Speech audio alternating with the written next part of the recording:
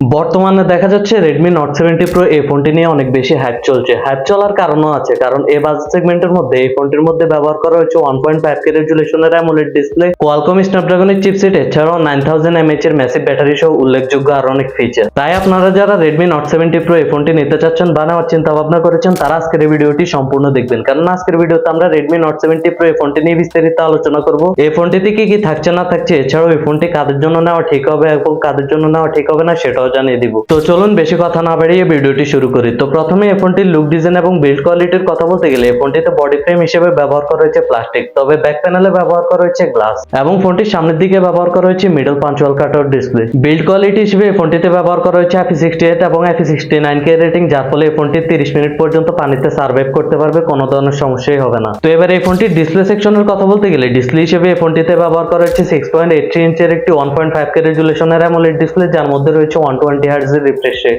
এই ডিসপ্লেটি অনেক sharp, colourful এবং ভাইব্রেন্ট, যার ফলে এই ডিসপ্লেটি দিয়ে আপনারা মাল্টিটাস্কিং, গেমিং অথবা কন্টেন্ট ওয়াচিং করে ভালোই মজা পাবেন। এছাড়াও 120 Hz এর রিফ্রেশ রেট হওয়ার ফলে টাচ রেসপন্সও স্মুথ হবে। তো এবার এই ফোনটির মেইন বিষয় মানে পারফরম্যান্স সেকশনের কথা বলতে গেলে এই ফোনটিতে প্রসেসর হিসেবে ব্যবহার করা হয়েছে Qualcomm Snapdragon 6th Gen 4 chipset, যেটি 4 ন্যানোমিটার আর্কিটেকচারের উপর বিল্ড করে তৈরি। এই চিপসেটটি ব্যবহার করার ফলে ডেইলি ইউসেজের জন্য যেসব কাজবাজগুলো রয়েছে, যেমন ইউটিউব চালানো, ফেসবুক চালানো, এছাড়াও সোশ্যাল মিডিয়া ব্রাউজিং করা, এগুলো খুব সহজেই করতে পারবেন। তবে যারা কিনা PUBG, free fire, call of ডিউটির মতো হাই গ্রাফিক্সের গেমগুলো খেলেন, সেগুলো লং টাইম ধরে খেললে ল্যাগ বা ফ্রেম ড্রপ ইস্যু দিবে। তো এবার এই ফোনটির ক্যামেরা সেটআপের কথা বলতে গেলে এই ফোনটির রিয়ার প্যানেলে ব্যবহার করা হচ্ছে ডুয়েল ক্যামেরা সেটআপ, যার মধ্যে একটি হচ্ছে 50 মেগাপিক্সেলের প্রাইমারি লেন্স আর একটি হচ্ছে অক্সিলারি লেন্স, এবং সামনের দিকে ব্যবহার করা হচ্ছে 8 মেগাপিক্সেলের একটি সেলফি ক্যামেরা। এই বাজেট সেগমেন্টের মধ্যে বাকি সব মেনে নিলেও এই ফোনটির ক্যামেরা সেটআপটা মানা যায় না, কারণ এই বাজেট সেগমেন্টের মধ্যে কিন্তু এর থেকেও ভালো ক্যামেরা সেটআপের ফোন পাওয়া যায়। এই ফোনটির মেইন ক্যামেরা এবং সেলফি ক্যামেরা মানে উভয় ক্যামেরা দিয়ে আপনারা সর্বোচ্চ ভিডিও রেকর্ড করতে পারবেন 1080p 30fps এ। তবে মেইন ক্যামেরার ফটো কোয়ালিটির কথা বলতে গেলে মোটামুটি এভারেজ লেভেলেরই বলা যায়। আপনারা দেখলেই বুঝতে পারবেন যে এই বাজেট সেগমেন্টের যেসব ফোনগুলো রয়েছে সেগুলোর মধ্যে এভারেজ কোয়ালিটি দেয়। তো এবার কথা বলা যাক এই ফোনটির মেইন হাইলাইটেড বিষয় মানে এই ফোনটির ব্যাটারি সেটআপ নিয়ে। এই ফোনটিতে ব্যাটারি হিসেবে ব্যবহার করা হয়েছে 9000 mAh এর একটি ম্যাসিভ ব্যাটারি এবং সাথে বক্সে পেয়ে যাবেন 67 ওয়াটের একটি ফাস্ট চার্জার।